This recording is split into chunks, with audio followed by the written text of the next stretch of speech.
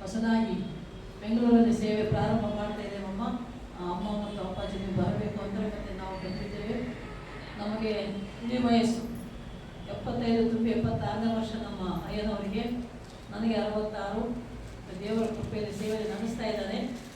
ನಾವು ಬರುವ ಪರಿಸ್ಥಿತಿ ಇಲ್ಲ, ಬಲಹೀನತೆ ಇದೆ. ಆದರೂ ಕೂಡ ನನಗೆ 2 ಮಂಡಿ ಮೊಣಕಾಲು ಆಪರೇಷನ್ ಆಗಿದೆ. ನಮ್ಮ ಅಯ್ಯನವರು ಹಾರ್ಟ್ ಪೇಷಂಟು. 3 ಸಲ ಹಾರ್ಟ್ ಅಟ್ಯಾಕ್ ಆಗಿದ್ದರೂ ಕೂಡ ದೇವರು ನಮ್ಮ ನಾಮದೇವರವರನ್ನು ಮರಣದ ಹಾಸಿಗೆಯಿಂದ ಎಬ್ಬಿಸಿ ಸೇವೆಯಲ್ಲಿ ಉಪಯೋಗಿಸ್ತಾ ಇದ್ದಾರೆ. ದೇವರ ಸ್ತೋತ್ರ. 536 ಹಳ್ಳಿಗಳಿಗೆ ಸುವಾರ್ತೆ ಸಾರಿದ್ದೇವೆ ಭಾರತ ದೇಶದಲ್ಲಿ, ನೇಪಾಳ ದೇಶದಲ್ಲಿ. 126 ವರ್ಷಕ್ಕೆ ಸೆಂಟರ್ಸಿದೆ ನಮ್ಮದು. 109 ಜನ ಸೇವಕರನ್ನು ತಯಾರು ಮಾಡಿದ್ದೇವೆ. ದೇವರು ನಮ್ಮ ನಾಮದೇವರಿಗೆ ಕೊಟ್ಟಂಥ ದರ್ಶನ 2ನೇ ತಿಮೋಥಿ 2ನೇ ಅಧ್ಯಾಯ 2ನೇ ವಚನ, ಸುವಾರ್ತೆ ಸಾರುವುದು, ಸೇವಕರನ್ನು ಎಬ್ಬಿಸುವುದು, ಸಭೆಗಳನ್ನು ಕಟ್ಟುವುದು. ಆ ರೀತಿಯಲ್ಲಿ ನಾವು ಸೇವೆ ಮಾಡ್ತಾ ಹೋಗ್ತಾ ಇದ್ದೇವೆ. ನಮ್ಮ ಪ್ರಿಯ ಮಕ್ಕಳು ಇವರೆಲ್ಲರೂ ಯೋಗೇಶ್ ಮತ್ತು ಸ್ಟೀಫನ್ ಅವರು ಕರೆದಿದ್ದಾರೆ ಮತ್ತು ಮಕ್ಕಳು ಕರೆದಿದ್ದಾರೆ. ಮೊದಲನೇ ಸಲ ಸೇವೆ ಪ್ರಾರಂಭ ಮಾಡ್ತಾ ಇದ್ದಾರಲ್ಲ, ಅದಕ್ಕಾಗಿ ಬರಬೇಕು ಅಂತ ಇಷ್ಟಪಟ್ಟು ಬಂದಿದ್ದೇವೆ, ಕಷ್ಟಪಟ್ಟು ಬಂದಿದ್ದೇವೆ. ದೇವರಿಗೆ ಸ್ತೋತ್ರ. ನಮ್ಮ ಸಾಕ್ಷಿ ಹೇಳುವುದಾದರೆ ಬಹಳಷ್ಟಿದೆ. ಮೊದಲಿಗೆ ನಿಮಗೆಲ್ಲರಿಗೂ ಕೂಡ ನಾವು ವಿಶ್ವಾಸವನ್ನು ತಿಳಿಸ್ತಾ ಇದ್ದೇವೆ. ಶುಭವಾಗಲಿ, ಎಲ್ಲ ಒಳ್ಳೆಯದಾಗಲಿ. ದೇವರ ವಾಕ್ಯ ಮತ್ತು ಹಾಡಿನಲ್ಲಿ ನೋಡುವಂತೆ ನಮ್ಮ ದೇವರು ಒಳ್ಳೆಯವನು, ಒಳ್ಳೆಯದನ್ನೇ ಮಾಡುವವನು, ಯಾವಾಗಲೂ ಒಳ್ಳೆಯವನು. ಎಲ್ಲ ಸಮಯವೂ, ಎಲ್ಲ ದಿನ, ಎಲ್ಲ ಕ್ಷಣ ನಮಗೆ ಒಳ್ಳೆಯದೇ. ಆತನ ಸನ್ನಿಧಿಯಲ್ಲಿರುವಾಗ ಯಾವಾಗಲೂ ನಮ್ಗೆ ಒಳ್ಳೆಯದೇ ಆಗ್ತದೆ.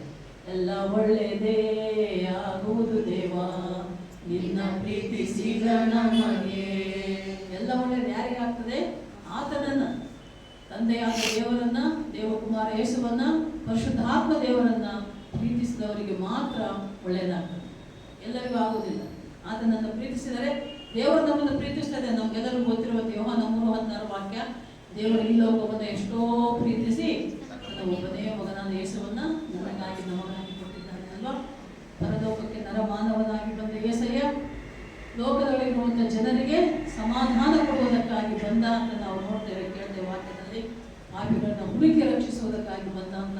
ಒಂದು ಕಾಲಕ್ಕೆ ಪಾಪಿಗಳಾಗಿದ್ದ ನಮ್ಮೆಲ್ಲರನ್ನು ಕೂಡ ಆತನ ಹುಡುಕಿ ರಕ್ಷಿಸಿದ್ದಾನೆ. ನಾವು ಕೂಡ ಒಂದೊಮ್ಮೆ ಒಬ್ಬರ ಸುವಾರ್ತೆ ಕೇಳಿ ದೇವರ ರಕ್ಷಣೆಯಲ್ಲಿ ಬಂದಿದ್ದೇವೆ.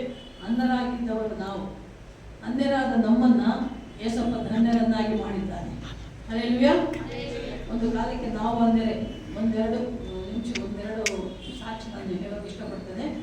ನಾವು ನಮ್ಮ ಮನೆಯಲ್ಲಿ ಒಂದು ಯೇಸುಸ್ವಾಮಿಯನ್ನು ನಂಬಿದ್ದು ನಮ್ಮ ನಾಮದೇವಯ್ಯನವರು. ಆಮೇಲೆ ನಮ್ಗಿಬ್ಬರು ಮಕ್ಕಳಿದ್ದಾರೆ. ಅವರು ಕ್ರಿಶ್ಚಿಯನ್ ಸ್ಕೂಲಲ್ಲಿ ಓದೋಕೆ ಬಿಟ್ಟಿದ್ದಿಲ್ಲ. ನಾವು ಬಳ್ಳಾರಿಯಲ್ಲಿದ್ದೀವಿ. ಮಕ್ಕಳನ್ನು ಹುಬ್ಬಳ್ಳಿಯಲ್ಲಿ ರೆಸಿಡೆನ್ಷಿಯಲ್ ಸ್ಕೂಲ್ ಬಿಟ್ಟಿವಿ, ಅದು ಕ್ರಿಶ್ಚಿಯನ್ ಸ್ಕೂಲು. ನಮ್ಮ ಚಿಕ್ಕಂದಿನಿಂದಲೇ ನಮ್ಮಿಬ್ಬರು ಮಕ್ಕಳು ಕ್ರಿಶ್ಚಿಯನ್ ಕಲ್ಚರಲ್ಲೇ ಬೆಳೆದು ಬಂದರು. ಅವರು ಪ್ರೇಯರ್ಫುಲ್ ಆಗಿದ್ದರು. ನಾನು ಮಾತ್ರ ಪಕ್ಕ ಕ್ರಿಸ್ತ ವಿರೋಧಿ. ಒಂದು ಕಾಲಕ್ಕೆ ಪೂಜೆ ಮಾಡ್ತಾ ಇದ್ದೆ. ವಾರದಲ್ಲಿ 7 ದಿನ, ಆ 7 ದಿನದಲ್ಲಿ 5 ದಿನ ಮಾತ್ರ, 5 ದಿನ ಉಪವಾಸ ವ್ರತಗಳೇ. ಆ ದೇವರು ಈ ದೇವರು ಅಂತ. 2 ದಿನ ಮಾತ್ರ, ಬುಧವಾರ ಭಾನುವಾರ ಮಾತ್ರ 2 ಊಟ ಮಾಡ್ತಾ ಇದ್ದಂಥವಳು ನಾನು. ನಂದ ದೀಪ ಅಂದರೆ ದೀಪ ಆರದಂತೆ ಪೂಜೆ ಮಾಡುವವಳು, ಗಂಟೆ ಬಾರಿಸುವವಳು.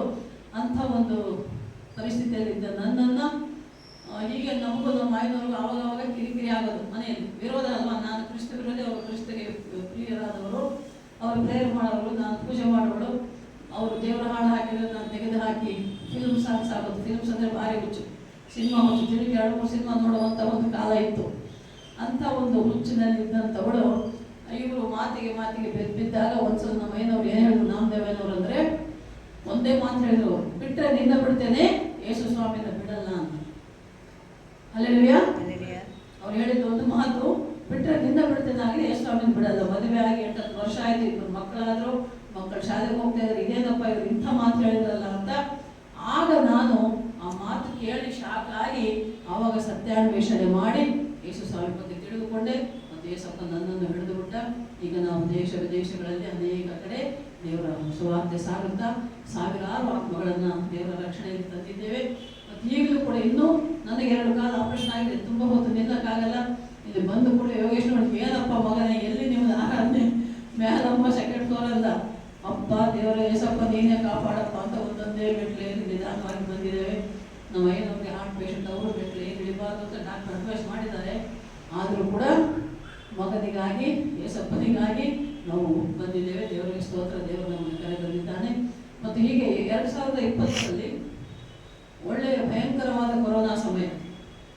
ಸಮಯದಲ್ಲಿ ಕೂಡ ನಮ್ಮ ನಾಮದೇವರಲ್ಲಿ ಹಾರ್ಟ್ ಅಟ್ಯಾಕ್ ಆಗಿ 99% ಬ್ಲಾಕ್ ಆಗಿ ನಾವು ಬಳ್ಳಾರಿಯಲ್ಲಿದ್ದು, ಅಲ್ಲಿ ಡಾಕ್ಟರ್ ತೋರಿಸಿದ್ರೆ ಏನೂ ಮಾಡೋಕ್ಕಾಗಲ್ಲ, ಹಾರ್ಟ್ ತುಂಬ ವೀಕ್ ಆಗಿದೆ, ಮನೆಗೆ ಕರ್ಕೊಂಡು ಹೋಗ್ರಿ ಅಂತ ಹೇಳಿದರು. ಆದರೆ ದೇವರ ಕೃಪೆ, ದೇವರ ಆಶೀರ್ವಾದ, ನಾವು ಬೆಂಗಳೂರಿನಲ್ಲಿರುವಂಥ ಡಾಕ್ಟರ್ಗೆ ನಾವು ಕಾಂಟ್ಯಾಕ್ಟ್ ಮಾಡಿದಾಗ ನೀವು ಇಲ್ಲಿ ಬಂದಿಮ್ಮ ಅಂತ ಹೇಳಿದ್ರು. ನಾವು ಬೆಂಗಳೂರಿಗೆ ಆಂಬುಲೆನ್ಸಲ್ಲಿ ಕರ್ಕೊಂಡು ಬಂದು ಮಲ್ಲೆ ಹಾಸ್ಪಿಟಲ್ ಅಡ್ಮಿಟ್ ಮಾಡಿದಾಗ ಅಲ್ಲಿ ಚಿಕಿತ್ಸೆ ಪಡೆದ್ರು. ಅಲ್ಲೆಲ್ಲಕ್ಕಿಂತ ಹೆಚ್ಚಾಗಿ ದೇವರ ಕೃಪೆ ಮತ್ತು ಎಲ್ಲರ ಪ್ರಾರ್ಥನೆಯಿಂದ ಮತ್ತೆ ಮರಣದ ಹಾಸಿಗೆಯಿಂದ ದೇವರು ನಮ್ಮ ಐದವನ್ನು ನೆಲೆಸಿದ್ದಾರೆ.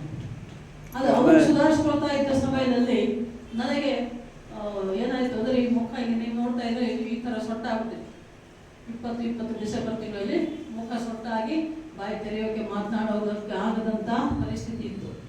ಅಂಥ ಪರಿಸ್ಥಿತಿಯಲ್ಲಿ ನಾನು ಹಾಸ್ಪಿಟಲ್ ಅಡ್ಮಿಟ್ ಆಗಿ ಆಸ್ಪತ್ರೆಯಲ್ಲಿ ಇದ್ದಾಗ, ಹಾಸಿಗೆಯಲ್ಲಿದ್ದಾಗ ನಾನು ದೇವರನ್ನು ಬೇಡ್ಕೊಳ್ತಾ ಇದ್ದದ್ದು, ಕೇಳ್ಕೊಳ್ತಾ ಇದ್ದದ್ದು ಮನಸ್ಸಿನಲ್ಲಿ ಒಂದೇ ಮಾತು, ಅಪ್ಪ ಯೇಸಪ್ಪ, ನೀನು ಸ್ವಸ್ಥಗೊಳಿಸಿ ನನ್ನ ಮುಖವನ್ನು ನೆಟ್ಟಗೆ ಮಾಡಿ ಮಾತನಾಡುವಂತೆ ಮಾಡಿ ನನ್ನ ಎಬ್ಬಿಸಿದರೆ ನಾನು ನಿನ್ನ ಮಾತುಗಳನ್ನೇ ಆಡ್ತಾ ನಿನ್ನ ಸೇವೆಯಲ್ಲಿ ಇರ್ತೇನಪ್ಪ ಅಂತ ಅರಿಕೆ ಮಾಡಿಕೊಂಡು ಪ್ರಾರ್ಥನೆ ಮಾಡಿಕೊಂಡೆ. ಮತ್ತು ದೇವರ ಕೃಪೆ, ಚಿಕಿತ್ಸೆಯೂ ಆಯಿತು, ದೇವರಲ್ಲಿ ಪ್ರಾರ್ಥನೆಯೂ ಆಯಿತು. ಎಲ್ಲರ ಪ್ರಾರ್ಥನೆ ಕೇಳಿ ದೇವರು ಮತ್ತೆ ನನ್ನ ಸ್ವಸ್ಥಗೊಳಿಸಿದ್ದಾನೆ. ಮತ್ತೆ ಈಗ ನಾರ್ಮಲ್ ಆಗಿ ದೇವರ ಕೃಪೆಯಿಂದ ದೇವರ ಸೇವೆಯಲ್ಲಿ ಮುಂದೆ ಸಾಗಿ ಹೋಗ್ತಾ ಇದ್ದೀವಿ. ಹೀಗೆ ನಾವು ಹೇಳ್ತಾ ಹೋದರೆ ಸಾಕ್ಷಿಗಳು ಸುಮಾರು ಇದೆ, ಆದರೆ ಸಮಯ ಇಲ್ಲ, ಇನ್ನು ಮುಂದೆ ವಾಕ್ಯ ಕೇಳಬೇಕು. ಒಟ್ಟಾರೆ ಈ ಸಮಯ ಕೊಟ್ಟಂಥ ನಮ್ಮ ಪ್ರಿಯ ಮಕ್ಕಳಿಗೆ, ಯೋಗೇಶ್ಗೂ ಮತ್ತು ಶ್ರೀಫನ್ ರಾಜ್ಗೂ ಎಲ್ಲರಿಗೂ ನನ್ನ ವಂದನೆಗಳು. ಸೇರಿ ಬಂದವರು ಎಲ್ಲರಿಗೂ ನಮ್ಮ ವಂದನೆಗಳು. ಮತ್ತೆ ಯಾವಾಗಾದರೂ ದೇವರ ಸಮಯ ಸಿಕ್ಕರೆ ನಾವು ಮತ್ತೆ ಭೇಟಿಯಾಗೋಣ. ಅನೇಕ ಯೋಗ 9-10 ವಾಕ್ಯದಂತೆ ನಮ್ಮ ಜೀವನ. ಆ ವಾಕ್ಯ ಹೇಳ್ತದೆ, ದೇವರು ಅಪ್ರಮೇಯ ಅಸಂಖ್ಯಾತ ಅದ್ಭುತ ಕಾರ್ಯಗಳನ್ನು ಮಾಡ್ತದೆ. 91ನೇ ಕೀರ್ತನೆಯ ಪ್ರತಿ ಮಾತು ಕೂಡ ನಮ್ಮ ಜೀವನದಲ್ಲಿ ನೆರವೇರಿದೆ. ದೇವರು ನೆರವೇರಿಸ್ತಾ ಇದ್ದಾನೆ. ದೇವರಿಗೆ ಕೋಟಿ ಕೋಟಿ ಸ್ತೋತ್ರ. ನಿಮ್ಮೆಲ್ಲರಿಗೂ ನನ್ನ ವಂದನೆಗಳು. Amen amen amen. ಹಲ್ಲೆಲೂಯಾ.